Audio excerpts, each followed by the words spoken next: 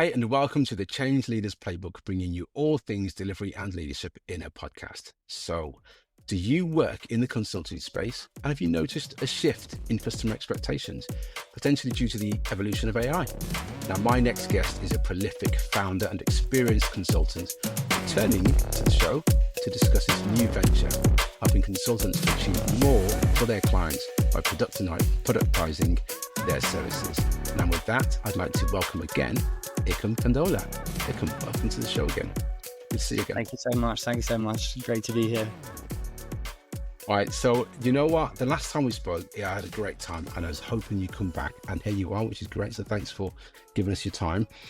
You talked to us about your startup at the time, and I cannot believe it. You're back once again with a new venture, and you've kind of gone full time into this venture. And I just want to delve deep into what that is, what your journey was, and how that helps people in your target audience. So with that, let's just start talking about the AX.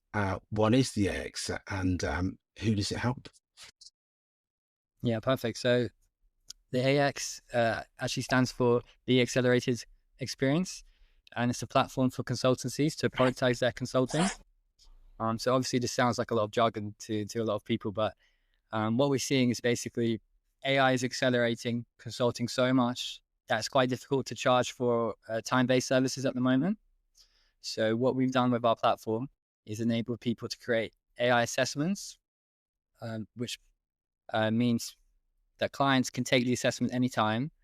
Consultants will pick up the work accelerated with AI, and overall, just the whole experience is just much, much faster and also much more controlled.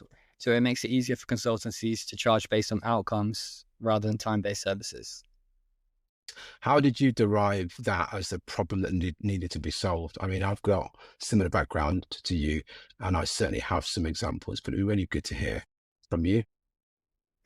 Yeah, so when we actually started Theax, this was actually before we actually saw this problem in industry. Like as a consultant, I'm still quite young and junior, so it was actually my other co-founder called Robert Streeter who actually came up with the whole concept of productized, or the idea for the application for productized consulting. And he'd been an experienced consultant for much, much longer than me, 20 plus years. And he founded his own consultancy. So I actually came in as more of like a technical side when I started. And he had the vision for productization based on what had been done with AI. The first time I met him, we weren't planning to found the business at the start. He actually asked me to build an application just for his consultancy. And we did that, me and my co-founder, we did that just for a bit of cash flow with our last business. It took us about 2 weeks, but Rob was so impressed by the application and thought it was, so incredible what has been unlocked through AI, that he had the idea for the business. And we just went from there, really. Have you got any examples then of how any clients that you have at the moment and how the solution is starting to actually service and help them to help their clients as well? Yeah, definitely. So I can give you a really good example. So just last week, one of our companies, one of our clients, they did an engagement with a government agency, which I can't name, but I do know that they were able to, one consultant was able to assess over 1,000 people within a week. Typically what would happen if they weren't using this kind of AI technologies is the consultant would have to book meetings with lots of different people and interview them, take notes, and then analyze all the stuff. But because the consultant has set it up in a productized way using our platform, they were able to just create one assessment and then send that to 1,000 people who could complete it, over the week whenever they want. And then a lot of that, like as well as being able to complete it, a lot of the data was able to be analyzed very, very fast with AI. So like this is something that would just be unthinkable to do manually before our product came in. So essentially your product was able to enable them to reach out to multiple people simultaneously, gather lots of information, make sense of it, and come out with recommendations or actionable insights from it. Yeah, exactly that. But this is a bit more like detailed. when you get into it. So if you think of like a typical survey, the problem is Yeah. that people can answer like multiple choice questions or linear scale questions, and that can easily be analyzed. But it really breaks down when there's long answer questions. For example, if you're doing consulting, for example, like you're a GDPR consultant, you might have to ask somebody like how a database is managed, and it can be very complex set of information that you wouldn't be able to just do from like a multiple choice question. So what we've done is, because of AI, we're now able to analyze long answer questions as well. And we don't just analyze it using the AI. We enable consultants to build maturity models. And then based on the maturity models, all of the analysis is done. And then just basically adds an extra layer of knowledge. So the consultant is not just, relying directly on AI. No, that makes good sense. And what I find then is there's a lot of analysis time that is no longer required. And I suspect for your clients who are the consultants, or they can, or even you directly, you can almost sell to their customers the reduction of time and the waste and potential use of time, which makes it more efficient cost wise and even time wise for everybody, really. Is that pretty much one of the core benefits of utilizing the services that you're developing? I think at the moment we're still in the early stages of AI. I think some people think AI is overhyped, but I think it's actually, we're at the very early stages of AI still. So the fact that we've built the whole platform and built AI into it is really just a start. In a few years, like once generative AI improves, models improves, I think it'll go from just an efficiency increase to an actual increase in quality as well. For example, the way that a consultant can analyze something now is probably like a little bit better than AI. But in the future, when AI really improves, it can take that up to a whole different level. I think on top of that, the fact that people can assess so many people in one go, it's not just like an efficiency increase of like 50%, 70%. It must be, thousands, tens of thousands of percent. It's kind of like how before people would do lectures, and people would have to attend in person. Then video came out, and YouTube came out, and then suddenly that can be scaled to infinity, really. And it's the same with consultancy, using productization of consultancy as well. And that makes sense. I suppose as well, it's important because you're still making sense of data and insight that's specific to that customer. And therefore it's expansive, but it's also relevant because it only relates to that specific customer, and we can get insights from it quicker, sooner rather than later. So that gives it value as well, I would imagine. Is that about right? Yeah, definitely. I think before AI came in, you didn't really get that personalized insight.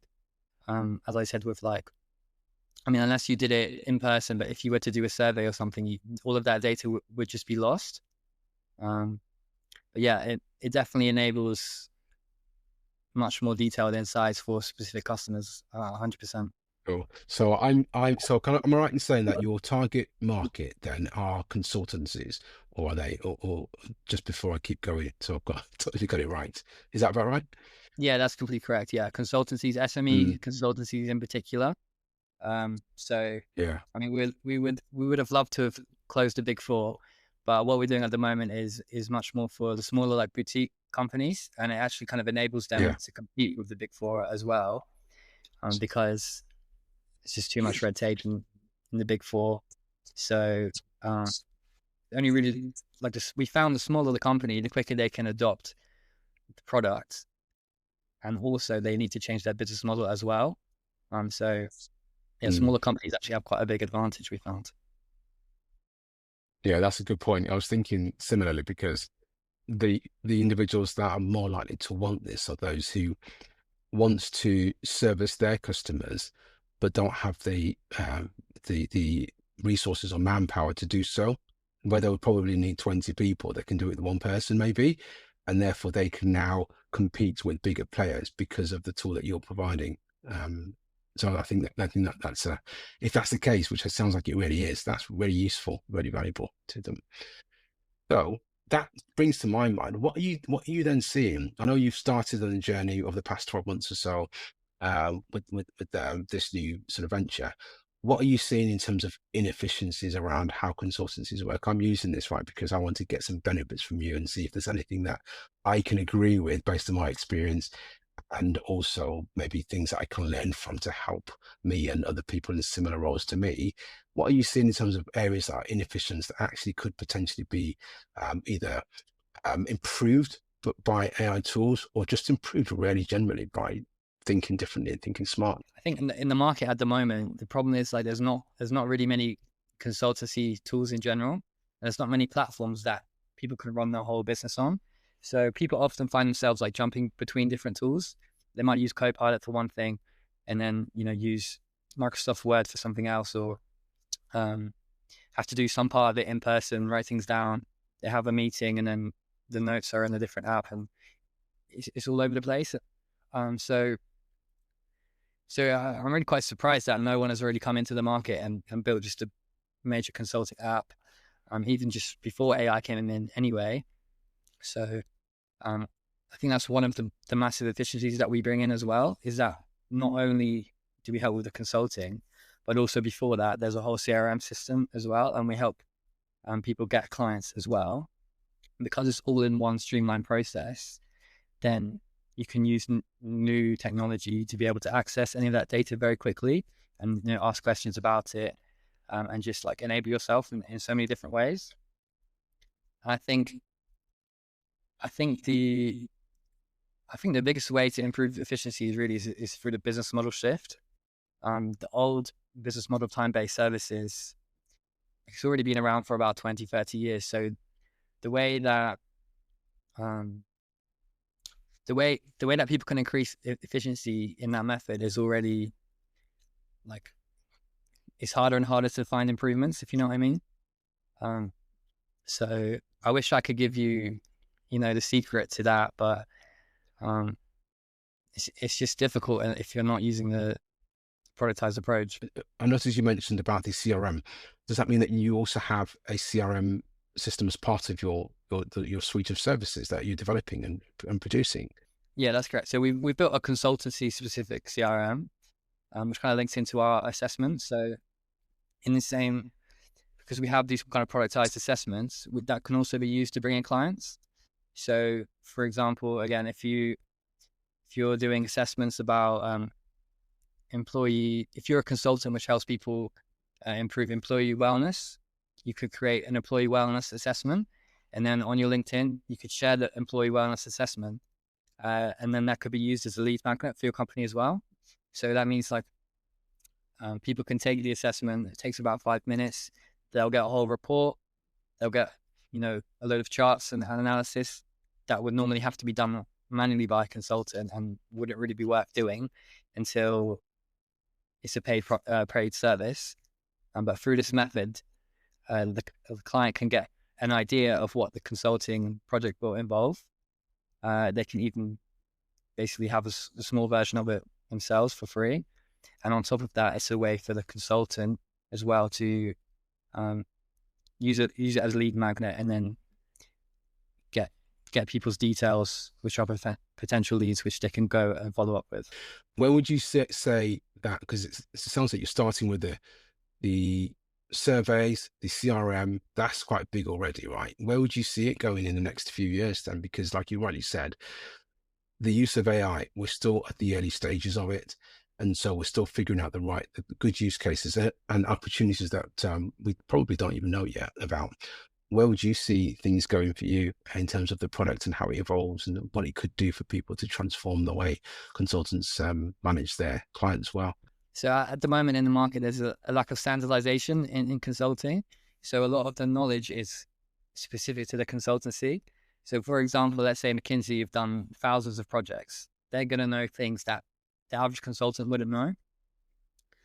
But it does mean, say, if everyone left at McKinsey and then new people came in, that knowledge wouldn't be passed on to the new people. So what we're trying to do is implement a benchmarking system. So the AI itself can learn over time from consultancy engagements how to improve. And although that's like quite infeasible with LLMs by themselves, because to train an LLM would cost millions. What we're doing instead is creating a knowledge base system and using knowledge graphs and other technical things to and it store the data in a specific way where over time it can create a standardization of the different consulting projects is done within a specific niche. And in that way, a consultancy, like a client, can benchmark themselves. And eventually what that will mean is that, say, if I go back to the example of like employee wellness, it means that a client could take an employee wellness assessment and not just know, I'm good or I'm bad. They can compare themselves to other companies as well within the industry, and they can benchmark themselves. So they can say, I'm in the 23rd percentile within my industry. And then that then gives them like a much more, what's the word? Objective opinion on where they are instead of subjective, which is how consulting is done at the moment, really. What about the fact that, so you mentioned something really important about the knowledge retention. So one of the challenges that many companies face anyway is you have lots of knowledge that's stored from people's experiences. They leave and they take that with them, and potentially files are missing as well with really good insight, and it just doesn't get retained or capitalized on going forward. Is that something that you're seeing that you can actually solve for, and how does that look? Because from my perspective, data is paramount in terms of giving smaller and any size consultants or organizations a leg up and a strong USP. Retaining that data, the valuable data, helps them to be able to service their customers better. Do you think that, are you seeing that, and do you think that that's an important part of what your solution also can provide? Definitely. So yeah, in the history of consulting, what we've seen is that as companies become more mature, they create a model to make the consulting a little bit more standardized, and that's called the maturity model. So they would take different elements of the consulting niche that they're doing, and then for each one they would provide a level and define it in a certain way that they understand from years of experience. But even once you have a maturity model, you could pass it on to someone, but they still wouldn't really understand it. It's not able to have enough information. It's not equivalent to like all the information that's in a consultant's brain that they will get from years of experience. So this maturity model is really just the first stage of our application. So everything we do is kind of built upon the maturity model. So when people first use our application, if they don't have a maturity model already, they can just upload documents about their organization or previous projects, whatever it may be, and we can actually create that maturity model for them. So typically this would take, years of experience to be able to create this. And with AI, we can just sift through so much data, create the maturity model for them.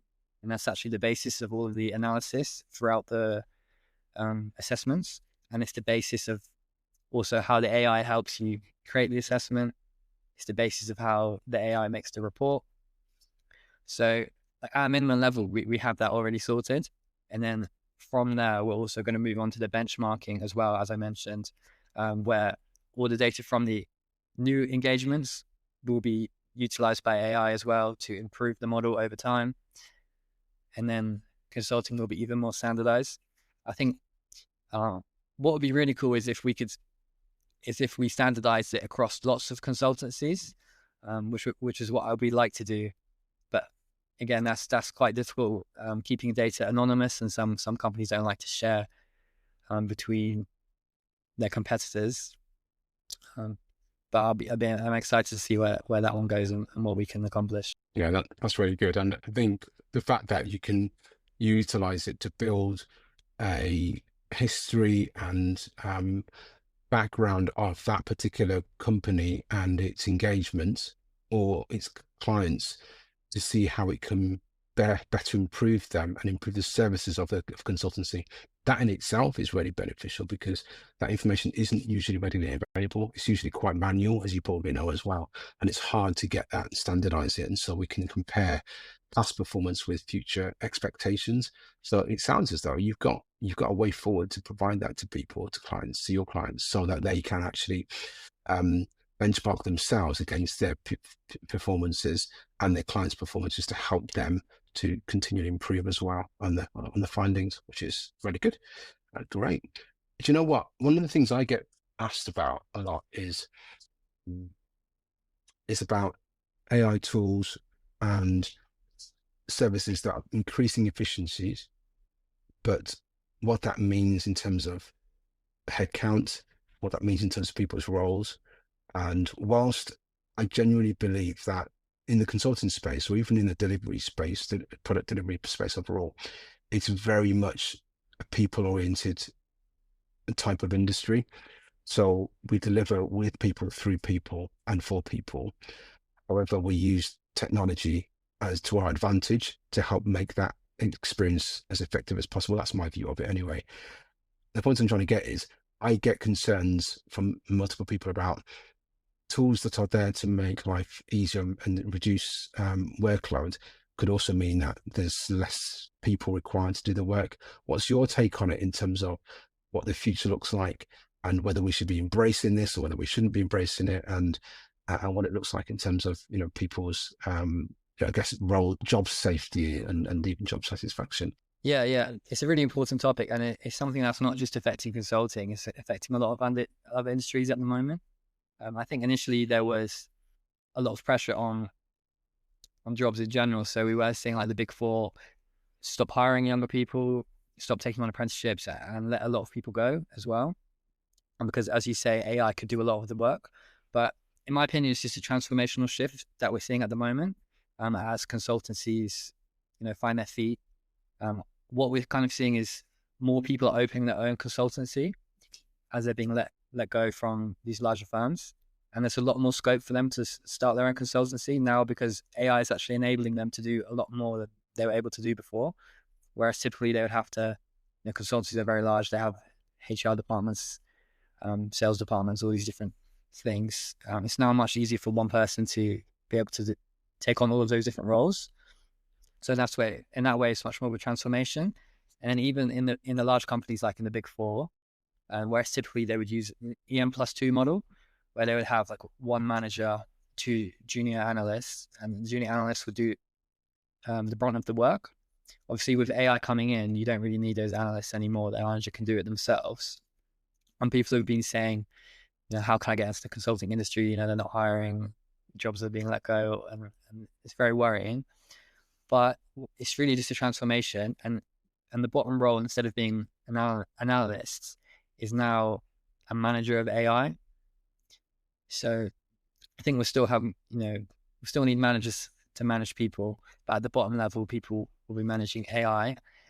So the role has just changed. The role's changing, the industry's changing.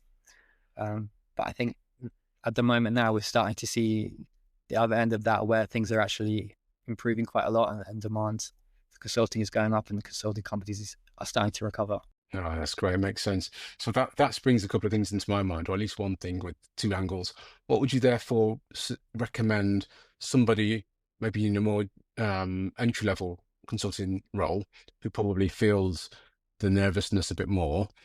What would you recommend them to get themselves stuck into in terms of learning and developing their skill sets in, versus someone in a more senior managerial role? Because both roles will be impacted to some degrees, but potentially it's not clear what the impact would be. And there's a role for both roles, but there are also areas that they should maybe prioritize their learning and development in. What would you recommend for those types of roles? I think most of the pressure and transformation is caused by AI. So everything really comes back to AI at the moment. What I would say is AI still can't do everything, and technology can't do everything. You need somebody, firstly, to operate it. And secondly, you just need people in general. Like, people like to sell, people like to buy from other people. Relationships are very important. So I would say, if you're a junior consultant, just focus on everything that AI can't do, especially because if you're only doing things that AI can do, you very easily can be replaced by AI. So things like, um, for our product, we have like the assessment. So there's an aspect of interviewing people that can kind of be done by AI. There's also an aspect of analyzing large amounts of data, creating reports. These type of things are much easier for AI to do. But personal relationships definitely can't be replaced by AI. So I definitely recommend working on those. And then if you're a manager or like higher up in the business, I would say similar to personal relationships, you can take that a step further. And not just in AI, but we're seeing technology improve as well, and more things are moving towards social media as well. So I would recommend learning more about social media, posting on LinkedIn, creating a personal brand, and then you won't be able to be replaced by AI. Very, very good sound advice, actually. Very good. And by the way, as a quick plug, if you're interested in building a personal brand, I've got a bunch of really good podcasts which are recorded recently. So feel free, anybody that's listening to this, have a look at them. They're golden. And some interesting points you just mentioned, Ikum. So for I had a similar thought, potentially less articulate, less well articulated as you, but building relationships is the only thing, one of the few things that AI is never going to really truly master, because it's not going to be human like we are. And so mastering that ability to build relationships, I think, is key in both sort of entry level and more senior roles. I totally concur with that. And I would definitely also suggest that's just an area where people should really double down on prioritizing their efforts and times and those skills and building those proper genuine relationships. The other thing that came to my mind was also about the fact that it's very evident AI is still early, and it's there as a tool and something there to help us to be more productive. So therefore, rather than shine away from it, the people that are most successful or likely to be most successful, likely to be in the future, will be those who embrace it and use it for their advantage, to their advantage. And that would also enable them to be more productive in what they're doing, very similar to what your services provide, which is enabling one or two people to do the work of potentially dozens of people. So if that's the case, embrace that and make it work for you so that you become more valuable as a result of your knowledge and ability to use such tools as the AX potentially. So I think you kind of talked about that, and those are the things that come to my mind as priorities that I would do if I was starting again in the field. Use those tools to my advantage so that I can deliver more with almost with less, really. Yeah, I mean, I would even take that a step further, to be honest. I think improvements in efficiency are kind of a race to the bottom. Like, say, for example, if you're writing a report, it might take you, let's say, 10 hours. If you were like magically super good at writing reports, maybe you could get it down to like 2 hours, let's say, or even 1 hour. But I would personally recommend doing things with like unlimited upside. So, for example, again, like with personal branding, if you made a YouTube video, there's no limit to how many people can get value from that video.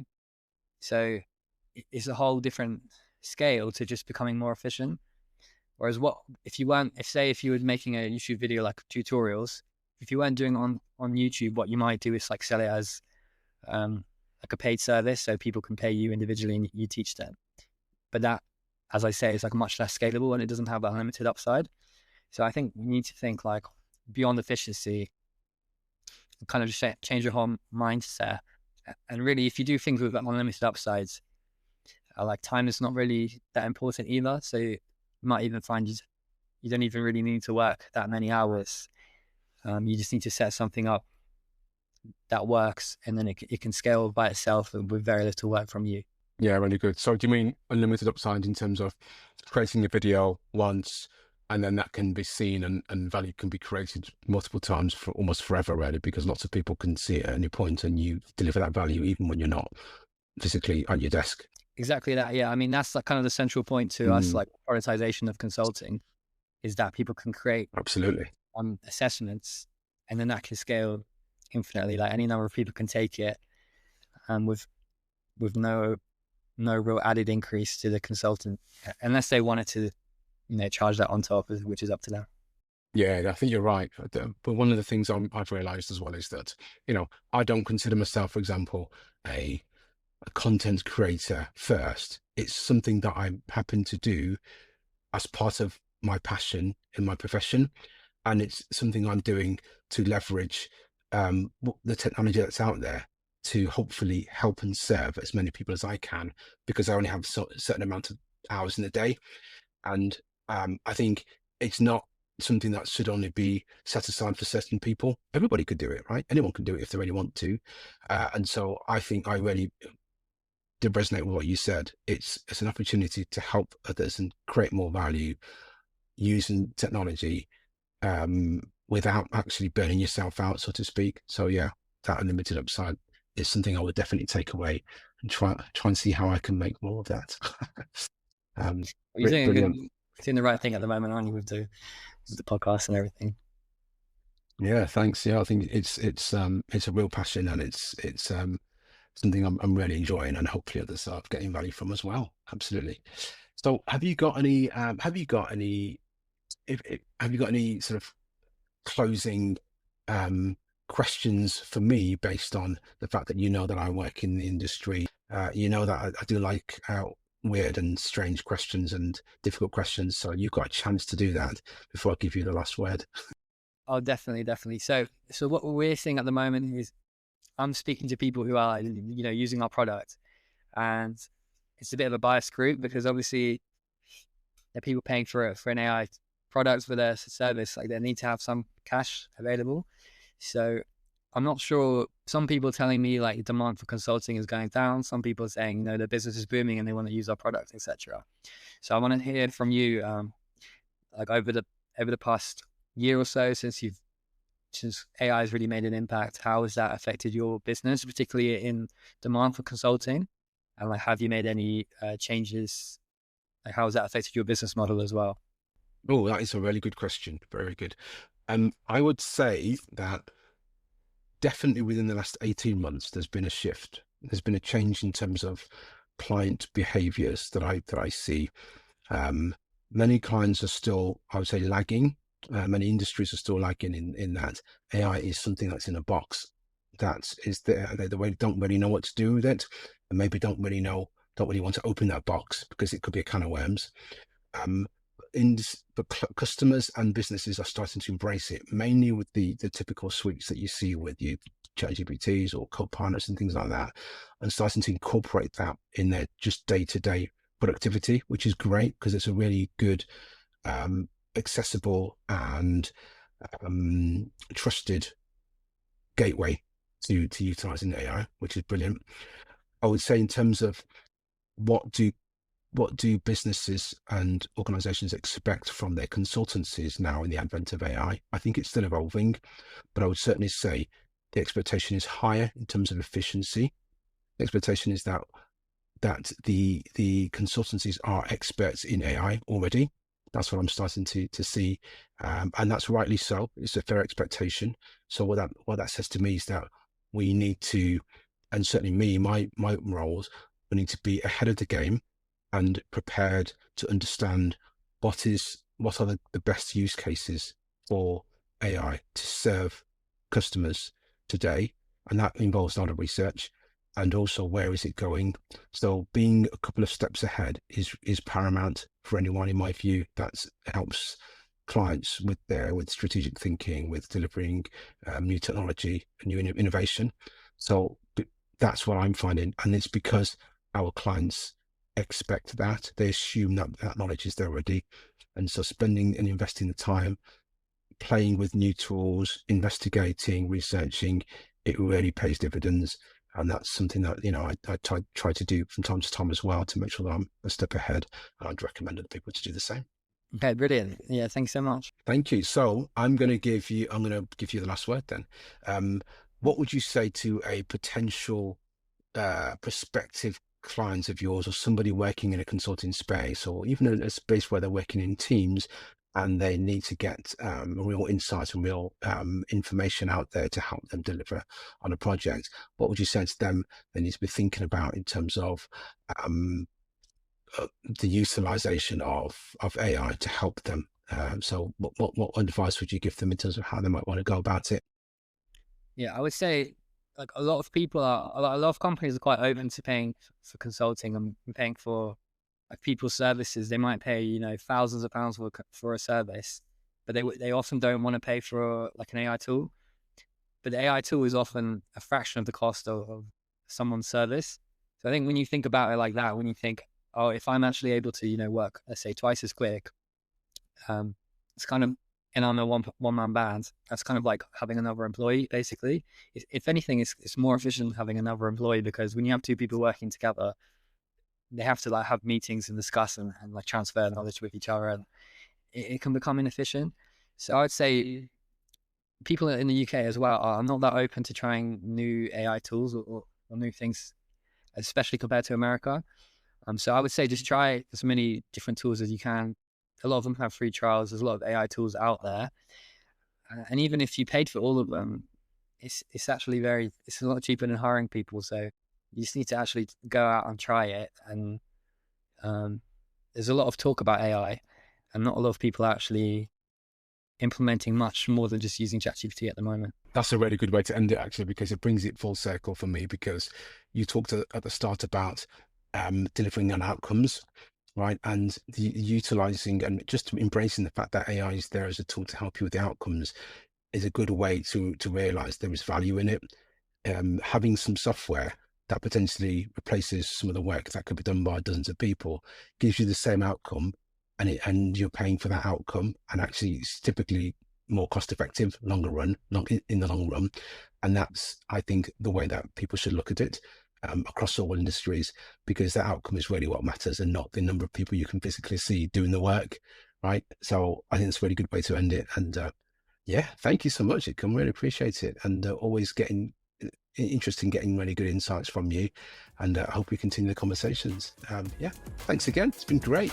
I'll speak to you soon. Thanks so much. Thank you for having me on the podcast. Really enjoyed it. Yeah, speak soon.